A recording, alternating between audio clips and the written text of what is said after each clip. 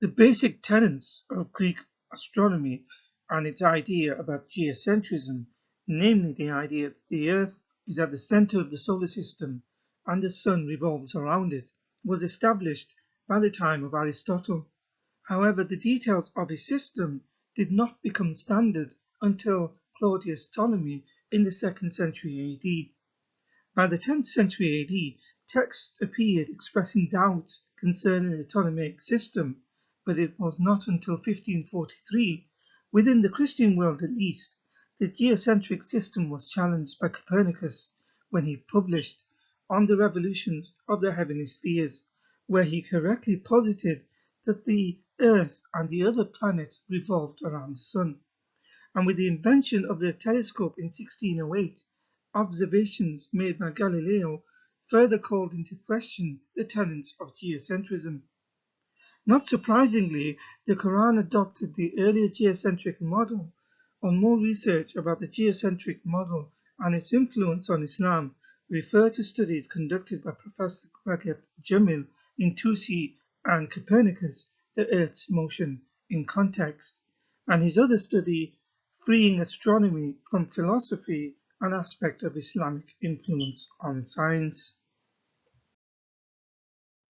Evidence that the Quran incorrectly took the prevalent view of its time of geocentrism is found in Quran 36:38, where it suggests that the sun moves around the earth. It says, and the sun runs towards its fixed point. That is the determination of the exalted in might, the knowing. The Arabic term mustaqir, circled in red, has been translated as fixed, stopping point, dwelling place, place of rest. This is wrong, as the sun does not move to a fixed point. It is stationary within the solar system in respect to the Earth and the other planets whilst they move around it. However, the sun would only come to a resting point in the context of a geocentric worldview, in the sense of a sunrise and sunset when viewed from Earth, because it would appear visually that the Earth is still whilst the sun revolves around it. This is the very definition of geocentrism and was the prevalent view when the Quran was compiled. Realizing this error, apologists say the verse refers to the sun moving within the larger Milky Way galaxy. This is a futile attempt because it still does not explain what the sun's fixed point, place of rest, is in the context of the galaxy. It takes the sun approximately 230 million years to complete one journey around the galaxy's center, and with the universe said to be expanding, eventually even the Milky Way galaxy will merge into its neighboring galaxy Andromeda. So there is no course fixed for the sun as the Quran suggests. However, for a moment consider this. If the Quranic verse had the word sun, shams, substituted for earth, ard, then the verse would read in Arabic, wal ardu tajri li mustaqarrin laha, meaning the earth runs to its fixed point. Then the apologists will shift the goalposts and will no longer say it is referring to the earth moving around the galaxy. Rather, they will say the Quran is scientifically accurate by claiming the verse means the earth revolves around the sun within the solar system. The topic of the sun will be covered in more detail in the next video.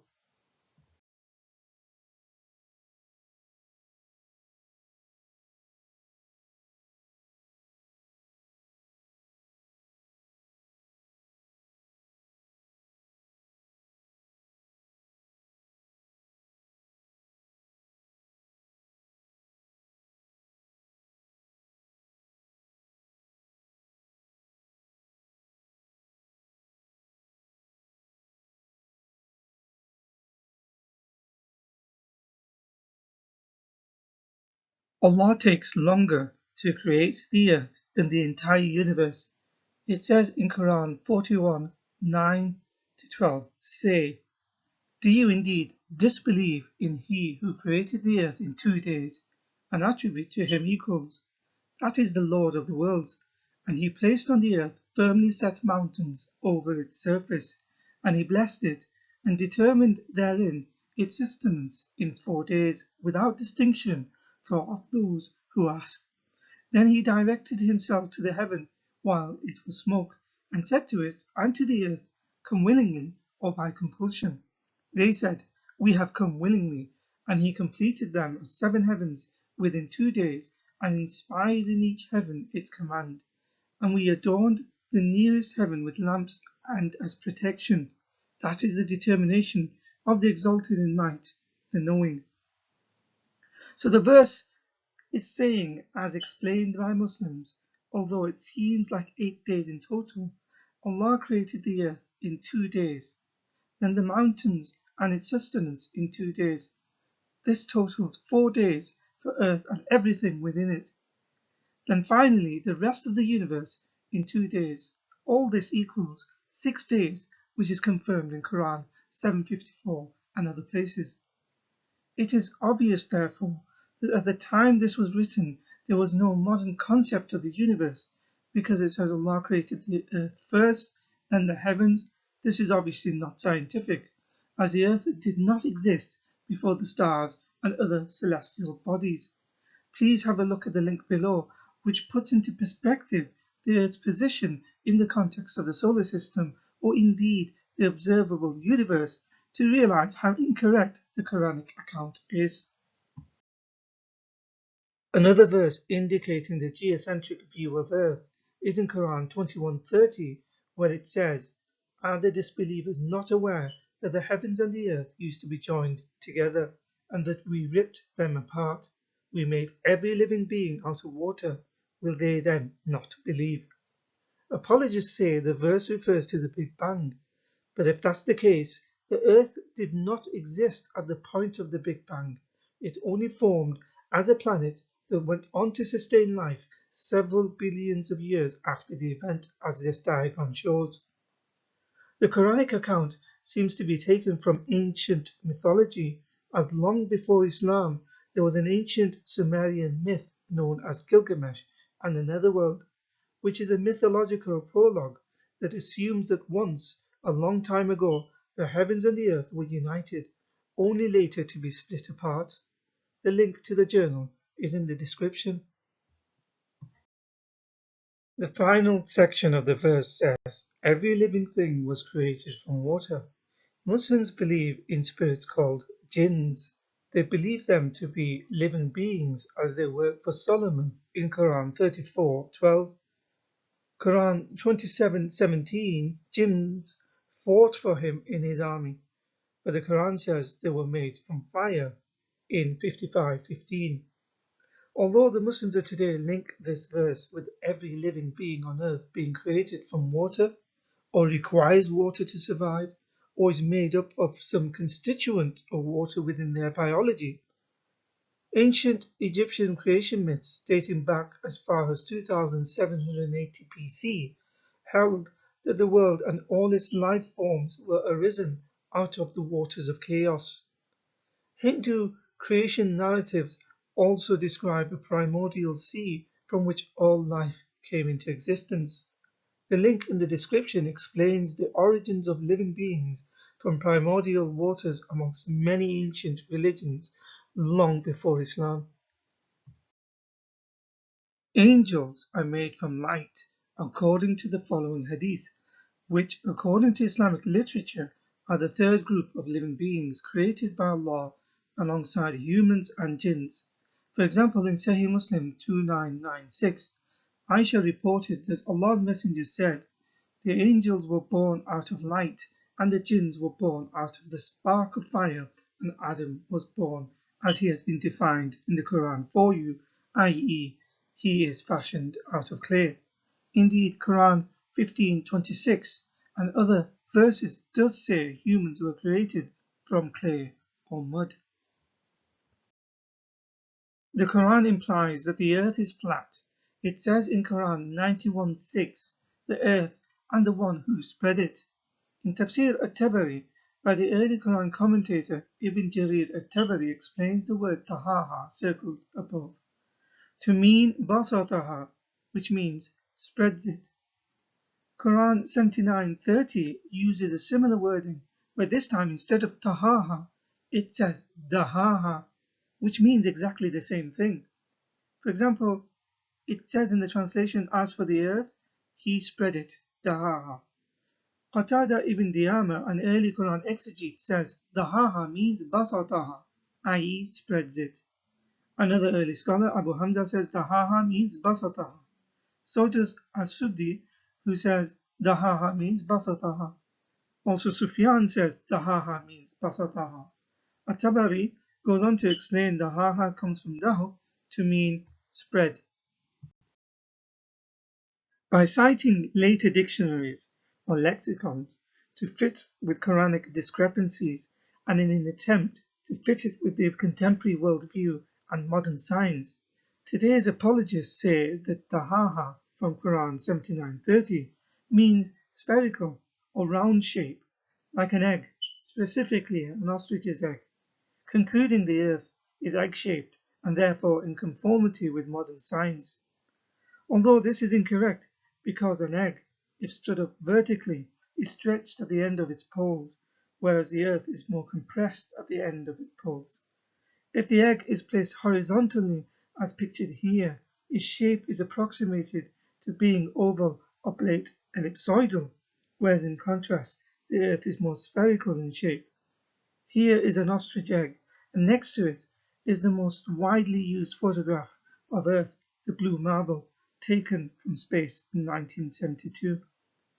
Although the word dahaha is a futile attempt in equating it with an ostrich egg by some, please view the link in the description from an Islamic channel refuting the claim that dahaha ever meant an ostrich's egg, thus exposing the insincerity of those who claim to try and fit the Quran with modern science. In fact, the opposite is true. The Quran describes the earth as a bed, firasha, in 2:22. Beds are flat and smooth that allow people to lie on. The Quran makes further descriptions of the earth by calling it a cradle, mihada, in 78:6. In Quran 15:19 as extended out, madad. Quran 71:19 calls the earth a carpet, bisata. The word comes from the Arabic mabsut, which means flat or level. That is why bisata is also a carpet, because it lays flat on the ground. Quran 88:20 says it is spread out flat, sutihat. None of these indicate the earth is spherical, rather the opposite is true. In fact, Quran 13:41 says the earth has edges, atraf, and that it is being reduced. Actually, from his reading of the Quran, as recent as 2015, Saudi cleric Sheikh Bandar al-Kharbari, speaking at a university lecture in the UAE, said the earth is flat and it does not rotate the sun. Here is a clip. أولا نحن الآن في أين؟ نذهب إلى مطار الشارقة، نريد أن نذهب إلى الصين بالطيارة. واضح؟ ركزوا معي. هذه الأرض إذا قلتم أنها تدور، إذا خرجنا من مطار الشارقة برحلة دولية إلى الصين، الأرض تدور صح؟ طيب لو وقفت الطائرة في السماء أليست الصين تأتي؟ صح ولا لا؟ تدور، تأتي الصين ولا ما تأتي؟ طيب لو كانت الشمس الأرض تدور هكذا، لو تمشي الطيارة ما أدري كم تمشي لن تستطيع أن تلحق الصين، لأن الصين تدور وأنت تدور، ولن تستطيع أن تصل إلى الصين لأنك تدور وهي تدور، فكيف تصل إلى الصين؟ To illustrate how outdated the Sheikh is, someone who gets his knowledge from the Quran and Muhammad, consider the comments of Professor Dr. Chris Smith from Cambridge University and founder of the Naked Scientist radio show, podcast and website, who won the 2008 Royal Society's prestigious Cone Award for bringing science to a wider audience, says in an article in answer to the question, does Earth's rotation affect flight times? He says that the atmosphere is moving with the surface of the Earth below it because there is friction. so the plane will continue to move with the surface of the Earth, as there is no difference flying with the rotation of the Earth. The full article is in the description. So in conclusion, ancient geocentrism within Islam suggests that the sun moves around the earth, that the heaven and earth were once together, then split apart, and all living things are created from water. All these non-scientific ideas are found within ancient mythologies long before Islam ever existed. Time and time again, the Quran implies the earth is flat by calling it a bed, carpet, spread out, etc. Modern apologists have suggested the word dahaha means ostrich egg-shaped, but this is not true either linguistically or scientifically. The Quran says Allah created the earth first in 2 days, its content in another 2 days, then the rest of the universe in 2 days, totaling 6 days for the whole of creation, heaven and earth. This mistake can only occur because in 7th century Arabia, the stars, sun and moon were simply thought to be lights or small objects that moved around in the lowest of 7 heavens just above the earth. For them it seemed natural that the earth would take more time for its creation than the heavens. Modern Islamic scholars have been on record stating the earth does not revolve around the sun.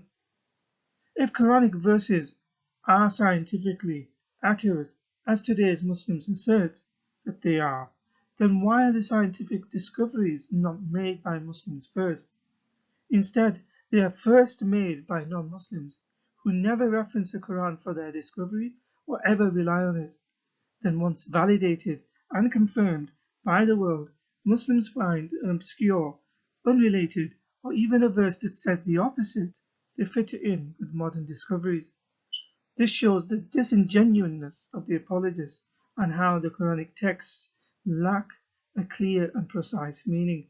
Instead, due to its fluidity and fickleness, it can be distorted and manipulated to the whims of the apologist to say what it wants it to say in order to conform with the audience they are talking to, or in conformity with the modern worldview.